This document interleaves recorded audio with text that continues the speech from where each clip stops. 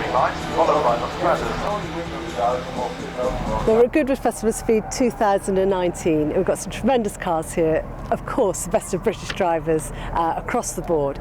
One I'd like to introduce you to is a man who's taken the sport and made it into an absolute career now. He's really flying and right around the world too to set up events for us. I'd like to introduce you to the one and only Chris Bowler. Great to have a chance to catch up with you as well, actually. Now, in that little intro, that's just the tip of the iceberg. You really are, whenever you look at any of the major off-road events, your name has probably appeared in there as a driver, navigator, spannerman, course director, course designer, marshal, you name it, you've been and done it. So very good, just tell me in a nutshell, where did it start for you? How did you get into off-road motorsport? It was at school. A friend of mine had a Land Rover, and we got together, met up. I started driving his Land Rover, decided, yeah, this sounds good. Yeah. And I was lucky enough to be given a car for passing my exams. Got a Series 1 80-inch, which I still own. And that car became the car that I learned how to take an engine apart, how to take the axles apart and stuff like that. And being a Land Rover, you obviously driving it on the road just isn't enough. And green laning and stuff like that at school was the beginning. Was the beginning of it. And then my chosen career path, I joined the army, and I was a second lieutenant at the age of 21. With a bit of money, that brought on a two-door Range Rover, and then you start driving on military training areas, and just the appeal of being able to take a vehicle to an extreme, I suppose. Chris, you say you joined the military and the army, logistics, all sorts of things. That's very, very disciplined, and that must have given you tremendous insight into when you start to set up events, and we'll come to some of the events you have set up in a minute. But when you get into that side of things, it's very complex, it's very serious, and it is a job that is hugely responsible as well, isn't it? It is very much so. I mean, it's a professional career, and yes, in some cases people's lives are on the line. I was fortunate or unfortunate, whichever way you want to put it, to have served in operations. I served in Bosnia for 2 different tours, again in a logistic role, responsible for the resupply vehicles up and down to the frontline units. And all the time you're concentrating on being able to supply the best service with the least impact of disruption and the least amount of cost and so on. Under the most pressure. Absolutely, under the most pressure. And Bosnia was not the nicest of environments to be in. I mean, there are worse, but my experiences were from Bosnia. Real tough call. And during that time, of course, as well, it gave you the chance to drive so many different vehicles too. Just add to all the different terrains, and you must learn to read terrain so beautifully, so easily, and so like sixth sense, really. It is, and again, you drive the vehicle as your daytime job, and of course there's always opportunities to have a bit of a laugh and a bit of fun. Driving a Challenger 2 tank is an impressive piece of equipment, but then so is driving an Armstrong or a Harley Davidson motorbike. And you're delivering them professionally, you're maintaining them, looking after them, and also accounting for them. So you deal with vehicles in different ways. It's not just a means of getting from A to B. It's fun. And what a life and what a career, and what an incredible time now in your life this has all led up to, because we talked about very briefly, so your story is huge and we could go into it in much more depth, but you've trialled, you've comped, you've winch challenge, you've done everything, you've built vehicles to suit everything, you've built a vehicle that does suit every single discipline as well. So you've covered it on all bases, and that has led to you becoming so much integral to one of the biggest and fastest growing off-road events and off-road scenes lives.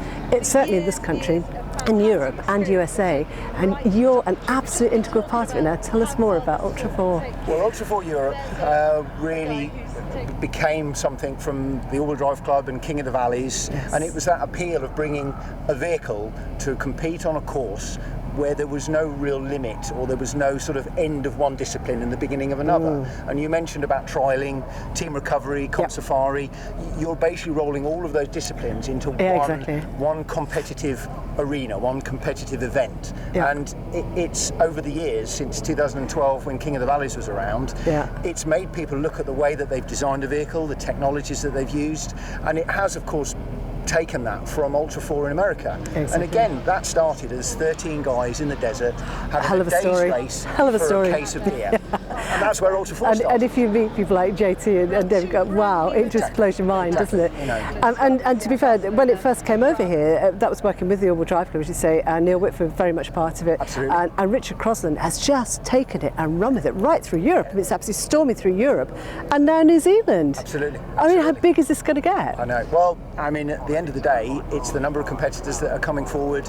You know, you hear on Facebook and on social media, people are building cars to come and do an event. Yeah. And we've now got, this year in 2019, we've got 5 venues across the year. We've just done King of Spain, and just last weekend, 2 weekends ago, we did King of France. Yeah. We're looking forward in 2 weeks' time to King of Britain at Walters Arena, Yeah. which obviously is the home of Ultra 4 Europe from the point of view of competing Yes. because of King of the King of the Valleys. Valleys, yeah, exactly. And then later on the year, we've got King of Portugal in September, and then finally the championship will end in Poland in October. So we're already at 4 corners of Europe. And Poland were brilliant because they had it on mainstream TV. I mean, it's just incredible what's happening out in Europe, and we really need to catch up with that and get it on our mainstream. I totally agree. Worthy, absolutely worthy. And we follow it with Off-Road Worldwide. You'll find that as a group on Facebook. But if you go to Ultra 4 Europe, you can follow it on there, and they feed us back stuff as well. There's also fans of as well. There's so many sites now beginning to come through where you can go and catch up with everybody, follow, and the live streams coming back are fabulous. Well, this is something that we've been trying to learn this year, is Yeah. to develop the live stream. Obviously, Yeah. there's technical limitations with Wi-Fi in certain of the Yes. locations. We don't tend to do Ultra 4 events in the middle of a town, sadly. exactly, So exactly. we do have to ensure that that kind of level of infrastructure is there. But even in Spain, we managed to get 2 cameras out on the course, and the ability to talk about cars, Yes. very much like here at Goodwood. The car comes up the hill climb, and the commentators are talking about the car, and the crowd's Exactly. interested. And They that want to know. They interaction want is to know, good. yeah. That interaction And is the good. people. It's so important that we get the people out there as well.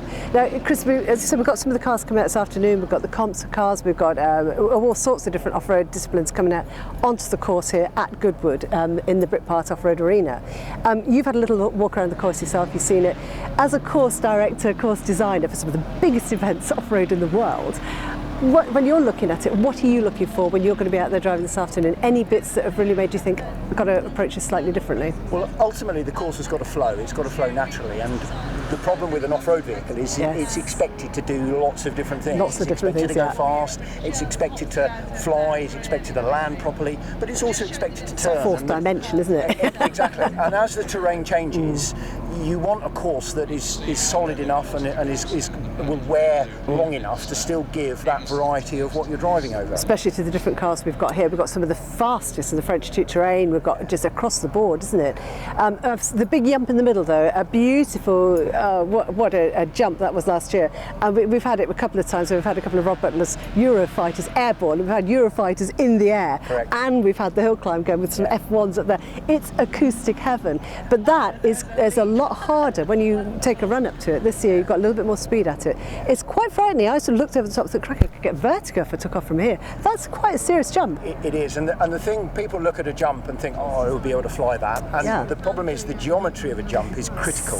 If the top of the jump has got too much of a kick on it, as the vehicle physically leaves the ground, the back of the vehicle starts to kick up, and of course that then induces a nosedive. Yeah. So you want a smooth jump, Yeah. and you want the approach angle. There's science to making a A lot. jump. It's not just piling some A earth lot. up and taking a run up at it. It And is. this jump here is a nice smooth jump, downhill, luckily. Interesting. And I think it would be interesting to see who can jump the furthest. It It's will whether be. We're going to have a line on the ground. You don't have a lot of time afterwards, though, because you can't No. brake in the air, can you? No. And also you've got compression on landing as well, and that's Exactly. something you've really got to keep in mind. And the key again to an off-road vehicle is suspension setup. Yes. To be fair, the suspension is doing all the work. Yeah. You can have a relatively high-powered car or a low-powered car, but once gravity takes over, Absolutely. you're all into the landing, and the landing is suspension. It is, isn't it? But there's loads we could talk about, Chris. We'll see you out in action again a bit later on today anyway. Maybe we'll have another chat over the weekend. Thank But you. Chris Bowler, just for now, there'll be loads more, I promise, from Chris later on. But thank you so much for your time. Great to problem see at you all. My here. pleasure. And Thank we'll be you. watching you out there showing us how to do it. Chris Bowler, thank you so much. Thank you. See some sun, blue sky coming in. Chris Bowler off on his run now. And this man can master anything you throw at him. He does a host of different disciplines. He's also course director for some of the biggest events in Europe. Chris Bowler will already have set his pace. He'll be focused on exactly where he wants to put his car. He'll know how to do it, and that car will answer every single request he makes of it. Incredibly responsive, incredibly capable, and a very, very, very experienced driver behind the wheel. Totally unflusterable. Chris Bowler, absolute genius behind the wheel and out on course. And as I say, course director for some of the biggest events in Europe, right behind part of the entrevue team. I was just going, that's all right. There we go.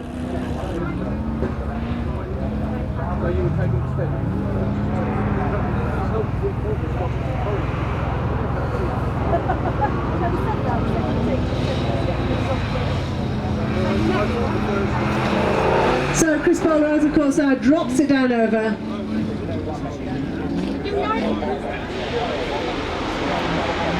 Lovely, very nice. Chris really got a handle on this. And this is, of course, Bruce, you've really got to think this through, and Chris Bowler doing exactly that.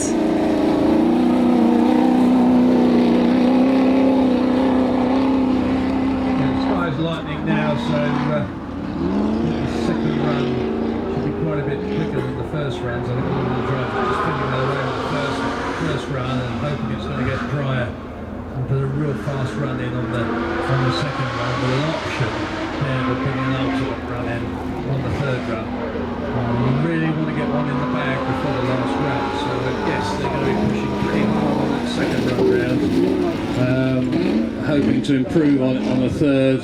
You don't want to rely on getting your fastest run on the third run. If there's a fault, a problem, or a driver error, you could just blow your chance. So you, on the second run, you don't want to leave it beyond the second run to get to go in for a really fast run.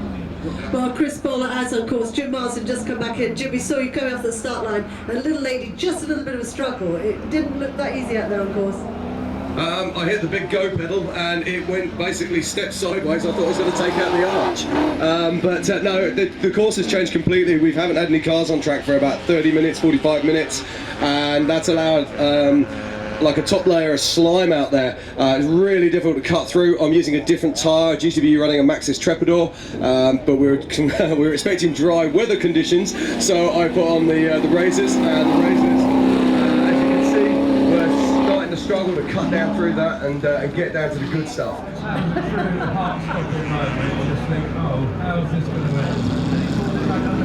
Absolutely just bravery. Chris Bowler goes out on course now. As I said, again, a driver that will take part in any event you want to throw at him. You can organise any event you want to throw at him, and he will do everything he does supremely well. An absolute genius of the world of off-road in every aspect. Chris Bowler currently out on course. And a master of so many different aspects, whether it comes to being behind the wheel or organising for other people to be out behind the wheel driving. Just a superb organiser, logistics man, no better. Also out on course, bear in mind he hasn't been competing for a while, he's been so busy setting up courses, course directing, so just thoroughly enjoying his time here at Goodwood Festival of Speed. Whatever you wanted to drive, you'll drive it, from Challenger tanks right the way through to anything at all, little series 1, series buggies, anything, and he will drive them well. He has such a cool head and such a calming personality, but he is absolutely lightning fast and reflexes, his thought action supreme. And if you are ever in a difficult spot, that is the man you want to be with, without a shadow of a doubt. The man everybody turns to, Chris Bowler. Out in the arena for Goodwood Festival of Speed 2019. Here in the Britpart arena, and just piling it up through that straight. Nice, steady, and very assured, absolutely assured style of driving. Quite in contrast to little lady in Jim Marsden. He was saying earlier, it's 2 years since he drove competitively. Loved it. Look at that, beautiful. Lands that really nicely. And again, the car, but this time you see the car and the driver working together. Absolutely beautiful. When you look at some of the other cars, they are such handfuls. You've really got to be in control of all the time. This car and driver absolutely work together, and it's a joy to see. very, very good at reading the land, very good at reading the terrain, and very good at reacting to it as well. And the car does exactly what he asks it to do.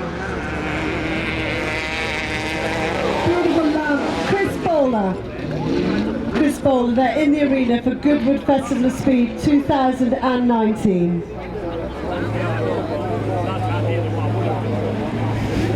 Just gets that ski jump, that great lump in the middle of the arena, just lands that perfectly. Hell of a takeoff, and a hell of a run up to it. He's got that. Europe. I mean, he's gone global. Oh, he is, and he's also the right-hand man over at King of Hammers now. Now, King of the Hammers is a 7-day off-road festival in the United States in California, in a 200,000-acre public park called Johnson Valley. And it's home to one of the toughest one-day races in the world, King of the Hammers itself. Last 2 years, Chris has been out there helping with all the course design, making it happen, and over 150,000 people descend upon Johnson Valley every year to see the spectacle that is King of the Hammers. And it looks like we're going to see Chris coming over the top of the jump now. Posing for a picture. He and Will Overton have both been taking that sideways, and it's great to see because that really does show the differences in the vehicles.